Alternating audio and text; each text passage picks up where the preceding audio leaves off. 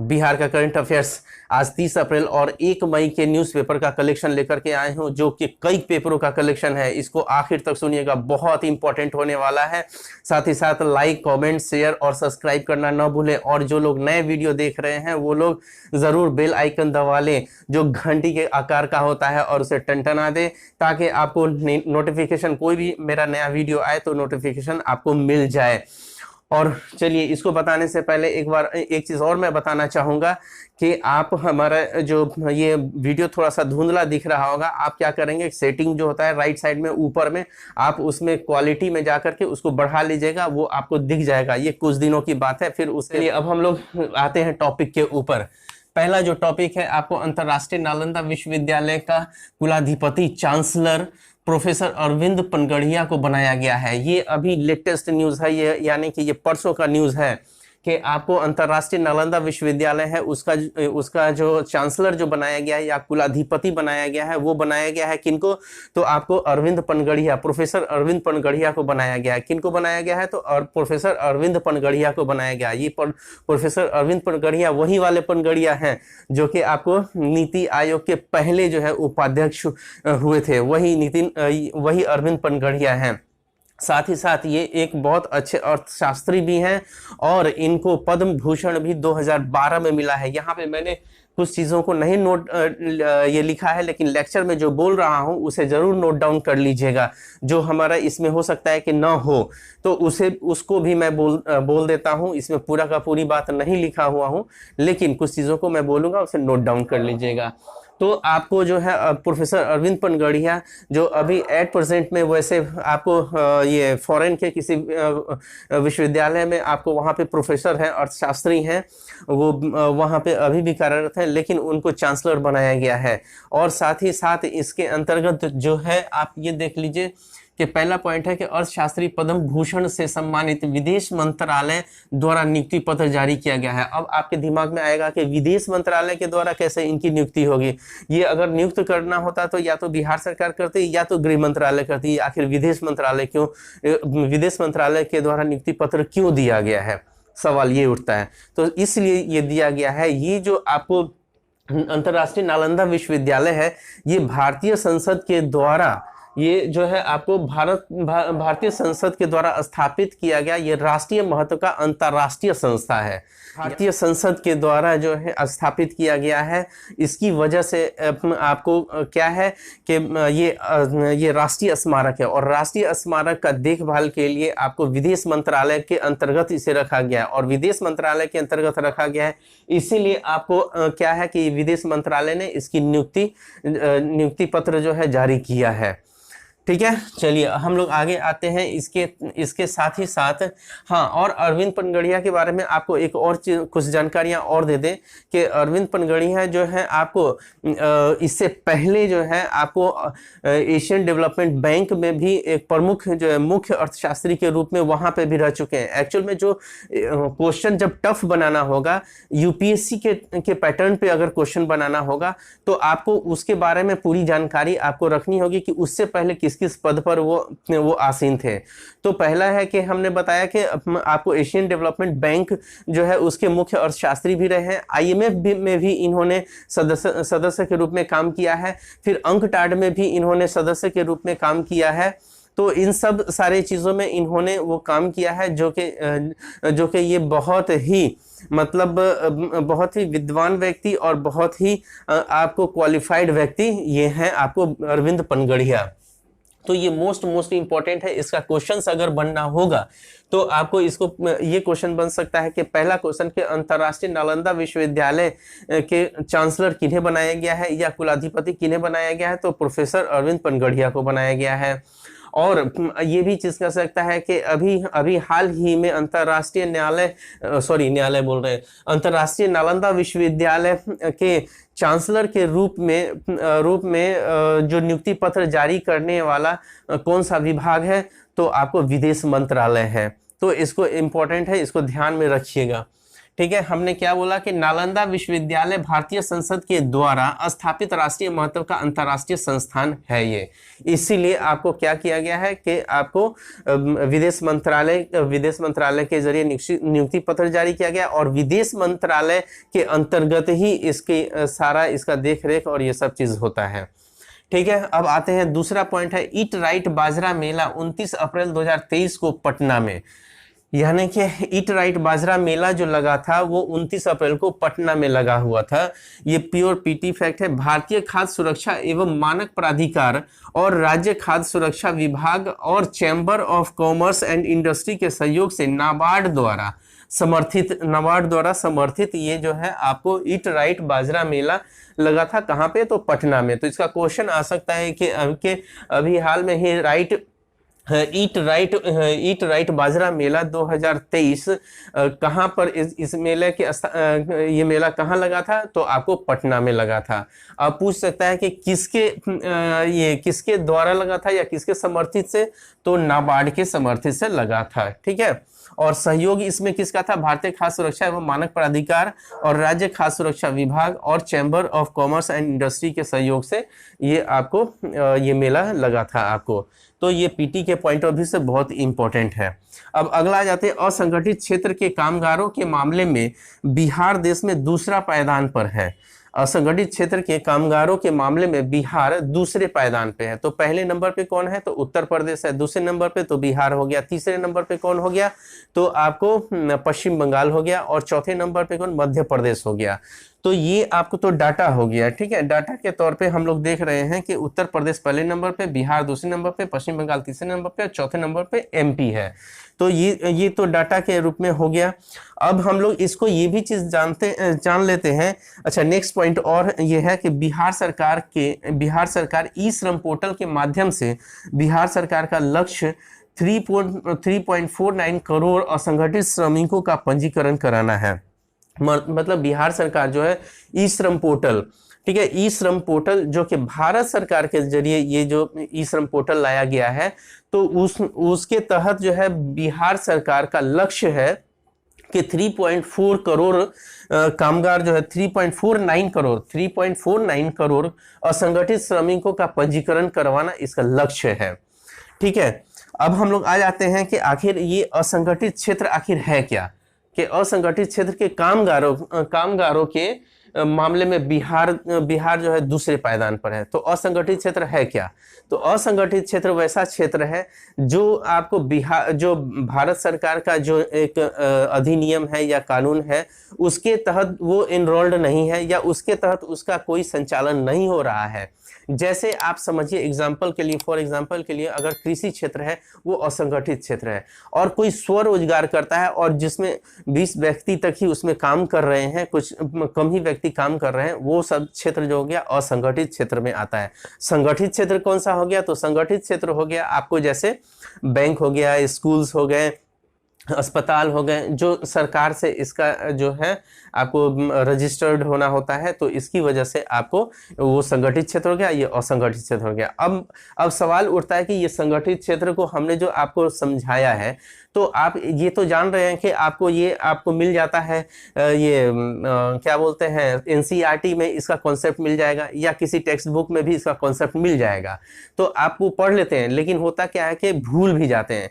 तो यही न्यूज़पेपर जो है आपको यही आपको रिवीजन करवाता है। इसीलिए मैं बार बार कहता हूं कि आपको न्यूज़पेपर को इस तरीके से पढ़ना चाहिए कि ताकि जो कॉन्सेप्ट भूल चुके हैं उसको फिर से रिवीजन हो जाए, और जैसे ही कोई भी चीज आता है तुरंत आप किसी किताब को रेफर करके और उसके बारे में सारी जानकारियां इकट्ठा कर लें। वैसे मैं बताता हूं, हर कॉन्सेप्ट को बताता हूं। मेरे चैनल की यही खासियत है कि मैं कोशिश करता हूं कि ये न्यूज़पेपर के माध्यम से सारे कॉन्सेप्ट को क्लियर करता जाऊं, ताकि आपका वो रिवीजन भी हो जाए, जो पढ़े हुए हैं वो रिवीजन भी हो जाए, और उससे जो चुन कर फैक्ट है वो सब तो आता ही आता है। इसीलिए न्यूज़पेपर को कोशिश यही करना है कि आपको जितने अच्छे तरीके से, शिद्दत तरीके से पढ़ेंगे तो आपको वो पीटी के साथ साथ मेंस और इंटरव्यू में भी काम आएगा।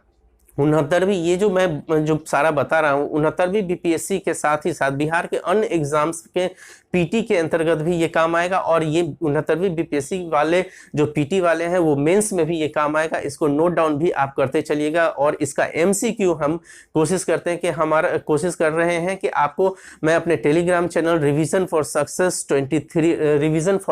23 में मैं आपको इसका एमसीक्यू भी दूं, ताकि आपको यहाँ पे होलिस्टिक वे में जानकारी आपको मिल जा रही है, कुछ फैक्ट मिल जा रहा है, लेकिन उसको एमसीक्यू के तौर पर कई तरीके से एमसीक्यू बन सकता है, उसको मैं आपको दे दूं, ताकि आपको इधर होलिस्टिक वे में भी जान ले और एमसीक्यू भी जान ले, ताकि आप एलिमिनेट करना भी जान जाए, जिससे कि आप आंसर तक आराम से पहुंच सकें। तो अगर ये वीडियो मेरा अच्छा लग रहा होगा तो लाइक तो ज़रूर बनता है, और कमेंट भी कीजिए, सब्सक्राइब भी करिए। अच्छा लगा तो कमेंट भी ज़रूर कीजिए और ढेर सारा आप शेयर भी कीजिए। चलिए अब आते हैं हम लोग, अगला पॉइंट हम लोग का क्या है कि केंद्र सरकार की महिला एवं बाल विकास मंत्रालय द्वारा मिशन शक्ति के अंतर्गत संचालित प्रधानमंत्री मातृ वंदना योजना में गोपालगंज जिला प्रथम रहा है। अब देखिए यहाँ पर क्या है कि केंद्र सरकार की महिला एवं बाल विकास मंत्रालय के द्वारा मिशन शक्ति के अंतर्गत संचालित प्रधानमंत्री मातृ वंदना योजना में गोपालगंज जो है प्रथम स्थान आया है। तो ये तो पीटी फैक्ट हो गया, लेकिन अब कॉन्सेप्ट के बेस पे बात करें तो ये मिशन शक्ति क्या है, और दूसरा बनता है कि ये प्रधानमंत्री मातृ वंदना योजना क्या है।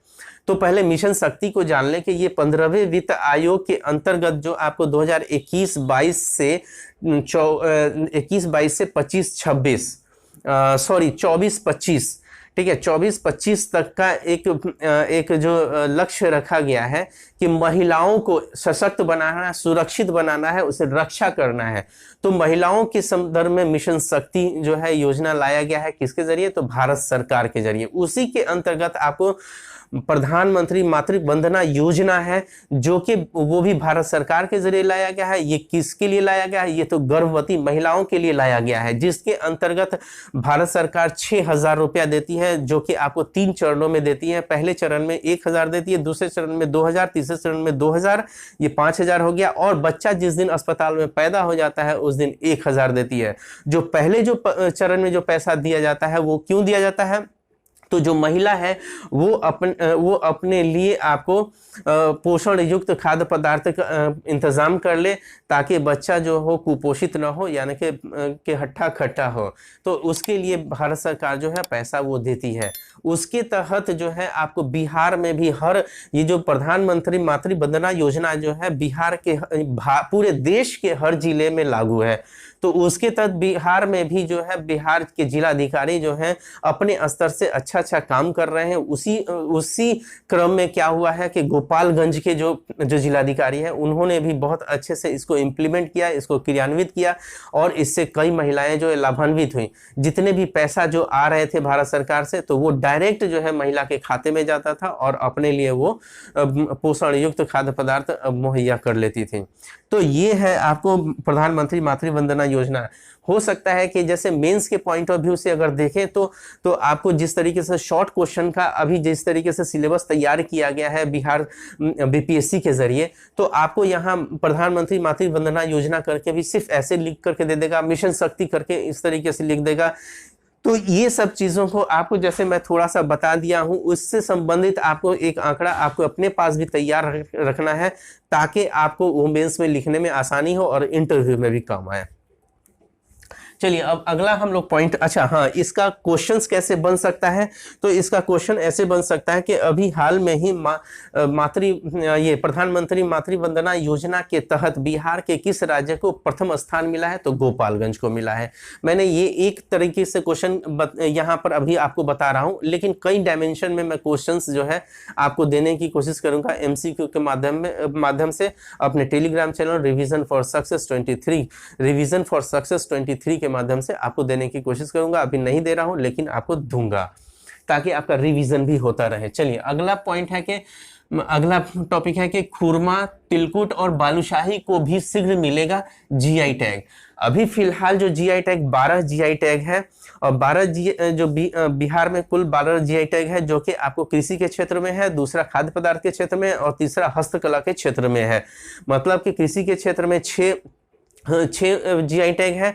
और फिर उसके बाद खाद्य पदार्थ के रूप में जो खाने वाला जैसे सिलाव का खाजा एक ही है जो कि खाद्य पदार्थ में है, और 5 जो है आपको रेस्ट जो है हस्तकला के क्षेत्र में है। तो टोटल 12 है, और ये 3 को जब मिल जाएगा, ये रजिस्टर्ड हो गया है। अब वहां पर सारा वेरिफिकेशन होगा। वेरिफिकेशन के बाद आपको खुरमा, तिलकुट और बालूशाही को जल्द ही आपको जीआई टैग मिलेगा, जो कि 12 और +3 यानी कि 15 हो जाएंगे। अब यहाँ सवाल उठता है कि ये खुरमा कहाँ है? तो भोजपुर इलाके में खुरमा बड़ा स्वादिष्ट लगता है। मैं तो खाया हुआ हूँ। वो वाइट कलर का होता है, वो छेना का ही उसको जमा करके कैसे बनाया जाता है, बहुत ही मजेदार होता है। तो ये भोजपुर इलाके का ये खुरमा हो गया। दूसरा तिलकुट, ये गया का तिलकुट को भी जीआई टैग देने की बात हुई है। ये भी तिलकुट जो है बड़ा टेस्टी होता है, जो जाड़े के मौसम में आपको मिलता है। और बालूशाही जो है आपको सीतामढ़ी के रून्नी सैदपुर में ये मिलता है। ये मेरा फेवरेट डिश है, मेरा फेवरेट मिठाई है, जिसको मैं हमेशा मैं खाता हूँ, क्योंकि मैं खुद मुजफ्फरपुर का रहने वाला हूँ और हमारे बगल में ही रून्नी सैदपुर है। और मैं जब भी, हमारे रिश्तेदार भी रहते हैं और वहाँ जब भी वो आते हैं तो हमारे लिए बालूशाही ज़रूर लेकर के आते हैं, जो कि बहुत टेस्टी रहता है। तो ये इन तीनों जो मिठाई है, ये तीनों जैसे तिलकुट हो गया, खुरमा हो गया और बालूशाही को जीआई टैग मिलने वाला है। वेरिफिकेशन चल रहा है और मिलेगा तो आपको टोटल हो जाएगा। यहाँ जीआई टैग, अब हम लोग यहाँ पे जीआई टैग के बारे में थोड़ा सा जान लें। वैसे मैंने पिछले वीडियो में सारा चार्ट के साथ जो 12 जो आपको ये जीआई टैग है उसको चार्ट के साथ मैंने दिया हुआ है पिछला वीडियो में, आप उसको देख सकते हैं। यहाँ पे मैं थोड़ा सा कॉन्सेप्ट पर फिर से उस पर नजर डाल देता हूँ कि जीआई टैग का मतलब कि ऐसी स्थिति से है जो एक विशेष क्षेत्र के उत्पाद से संबंधित है, एक विशेष क्षेत्र में से संबंधित उत्पाद। जैसे मान लिया कि हमारे क्षेत्र मुजफ्फरपुर में लीची होता है, तो एक विशेष क्षेत्र के उत्पाद से संबंधित उसी को ही आपको जीआई टैग दिया जाता है। और जीआई टैग देने से क्या होता है कि आपको उसका एक जीआई टैग लेबल लग जाने से मतलब कि पूरे भारत में तो वो चर्चित रहेगा ही और विश्वसनीय रहेगा ही। विदेशों में भी हमारा माल, जैसे अभी भी आज भी जो है लीची बिना जीआई टैग के भी पहले मिलता था और अभी तो जीआई टैग मिल चुका है, तो लीची विदेश में भी जाता है और पूरे भारत में भी वहां से सप्लाई होता है। तो जीआई टैग से ये फायदा है कि आपको इसको एक पहचान मिल जाता है, उस खाद्य पदार्थ को वो पहचान मिल जाता है। और इसकी शुरुआत जो हम देखते हैं कि ये आपको कोई भी जो है उत्पाद या वस्तु को जो है 1999 के एक्ट के आधार पर आपको ये जीआई टैग दिया जाता है। 1999 के एक्ट के आधार पर, ये जनरल इंफॉर्मेशन को जान लीजिए, ये कभी भी पूछा जा सकता है। तो 1999 के एक्ट के आधार पर आपको जीआई टैग दिया जाता है और हर 10 वर्षों के लिए जीआई टैग दिया जाता है। फिर उसके बाद रजिस्ट्रेशन करवाना होता है और इसका रजिस्ट्रेशन के लिए जो आपको हेडक्वार्टर है वो कहाँ है? तो चेन्नई में है। और पहली बार जो जीआई टैग जो मिला है वर्ष 2004 में मिला है, पश्चिम बंगाल के आपको दार्जिलिंग का चाय जो है उसको जो है पहला जीआई टैग मिलने वाला भारत का है। तो ये जनरल इंफॉर्मेशन जो कि मैंने बता दिया है, यहाँ पे मैंने लिखा नहीं है लेकिन बता दिया है मैं यहाँ पर। चलिए अब आते हैं, तो इसमें एक ही पॉइंट दिए हुए हैं कि बिहार में जीआई टैग कुल 12 उत्पाद को मिला है और किसी वस्तु या उत्पाद को 1999 के एक्ट के आधार पर जीआई टैग दिया जाता है। मैंने जितना जो पहले जो बोला है, आप चाहे तो उसको नोट डाउन कर लीजिएगा और नोट डाउन करके आपके पास वो इंफॉर्मेशन रहेगा। अब अगला जो टॉपिक है वो बांका उन्नयन योजना। बांका उन्नयन योजना कक्षा 9 और 10 के विद्यार्थियों के लिए बांका जिले में शुरू की गई। यानी कि बांका उन्नयन योजना ये कक्षा 9 और 10 के विद्यार्थियों के लिए बांका जिले में शुरू की गई। तो इसका क्वेश्चन क्या बन सकता है कि ये बांका उन्नयन योजना किससे संबंधित है? तो 9वें और 10वें विद्यार्थियों से संबंधित है। लेकिन हम लोग यहाँ पर ये जानते हैं कि ये बांका उन्नयन योजना है क्या आखिर। तो बांका जिले के जो डीएम है उनके जरिए क्या किया गया कि जो 9th और क्लास के बच्चे जो हैं उनको एक प्लेटफॉर्म के तहत, यानी कि डिजिटल प्लेटफॉर्म के तहत उन लोगों का जो भी डाउट्स है उस डाउट्स को क्लियर करने के लिए ये बांका उन्नयन योजना लाया गया, ताकि ये लोग स्कूल के बाद भी आपको वो अपने डाउट्स को क्लियर कर सकें। तो ये बांका जिले में शुरू किया गया है। ये याद रखिएगा कि बांका उन्नयन योजना जो है कक्षा 9 और 10 के विद्यार्थियों के डाउट्स को क्लियर करने के लिए ये योजना बनाया गया है। ये बांका जिला के जिलाधिकारी के जरिए ये आपको लाया गया है। अब अगला जो है आपको जहानाबाद का शिकायत डैशबोर्ड। जहानाबाद का शिकायत डैशबोर्ड राज्य सरकार ने नवाचारी प्रयोग के सेगमेंट में इस मॉडल को प्रथम पुरस्कार दिया है। देखिए अभी जो आपको सिविल सर्विसेज दिवस जो मनाया गया है उसी समय ही ये सब सारा चीज, जैसे ये जहानाबाद का शिकायत डैशबोर्ड, जहानाबाद का शिकायत डैशबोर्ड ये आखिर है क्या, तो इसके बारे में हम लोग जान लेते हैं। जैसे जहानाबाद के जो डीएम हैं वो रिची पांडे हैं, तो वो जो जिलाधिकारी रिची पांडे जो है उनकी सोच जो है थोड़ी सी आपको उम्दा सोच है या उनका प्रगतिशील वाला सोच है। उन्होंने क्या किया कि ये शिकायत डैशबोर्ड जो है एक ग्रुप में बांट दिया।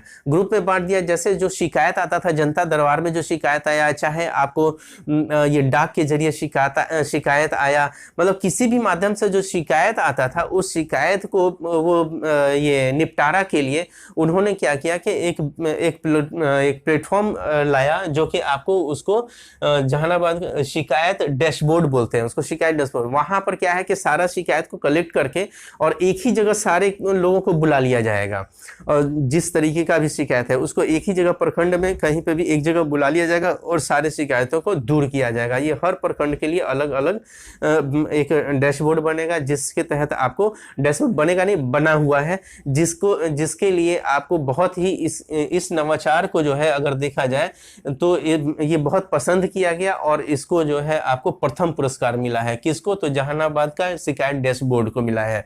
तो अभी ये किया जा सकता है कि अभी जैसे क्वेश्चन ऐसे बन सकता है कि राज्य सरकार ने नवाचारी प्रयोग के सेगमेंट में इस मॉडल को कौन सा पुरस्कार मिला है? तो प्रथम पुरस्कार मिला है। या ऐसे हो सकता है कि जहानाबाद का शिकायत डैशबोर्ड को राज्य सरकार ने नवाचारी प्रयोग के अंतर्गत कौन सा पुरस्कार दिया गया है? तो प्रथम पुरस्कार दिया गया है। तो इसको कई डायमेंशन में मैं आपको एमसीक्यू बना करके दूंगा, ठीक है। योग, अब अगला जो टॉपिक है योग एवं ध्यान केंद्र पटना। योग एवं ध्यान केंद्र पटना शास्त्री नगर में अभी उद्घाटन जो है मुख्यमंत्री ने परसों ही किया है कि आपको योग एवं ध्यान केंद्र पटना शास्त्री नगर में किया गया है, जो कि उद्घाटन किन्होंने किया है? तो सीएम मुख्यमंत्री ने किया है, मुख्यमंत्री नीतीश कुमार ने किया है। और ये योग एवं ध्यान केंद्र जो है भवन निर्माण विभाग और बिहार योग विद्यालय मुंगेर के बीच में हस्ताक्षर हुआ है। ये भवन निर्माण विभाग और ये बिहार योग विद्यालय मुंगेर, ये दोनों के बीच में आपको हस्ताक्षर हुआ है, और हस्ताक्षर के तहत जो है योग एवं ध्यान केंद्र पटना का देखभाल किया जाएगा। यानी कि भवन निर्माण विभाग जो है ये वहाँ के रख रखाव को देखरेख करेगा, और बिहार योग विद्यालय मुंगेर जो है ये यहाँ पर योग और ध्यान का काम करवाएंगे। तो ये दोनों में आपको समझौता हुआ है। तो क्वेश्चन ये चीज बन सकता है कि अभी हाल में ही योग एवं ध्यान केंद्र बिहार के किस जिला में खोला गया है? तो पटना जिला में शास्त्री नगर में खोला गया है। और इसको अभी वर्तमान में ऐसे क्वेश्चन पूछ सकता है कि वर्तमान में योग एवं ध्यान केंद्र के लिए किन दो के बीच में सहमति हुई है, हस्ताक्षर हुआ है? तो आपको भवन निर्माण विभाग और बिहार योग विद्यालय मुंगेर के बीच में हस्ताक्षर हुआ है। टफ क्वेश्चन बनाना होगा तो ऐसे बना सकता है।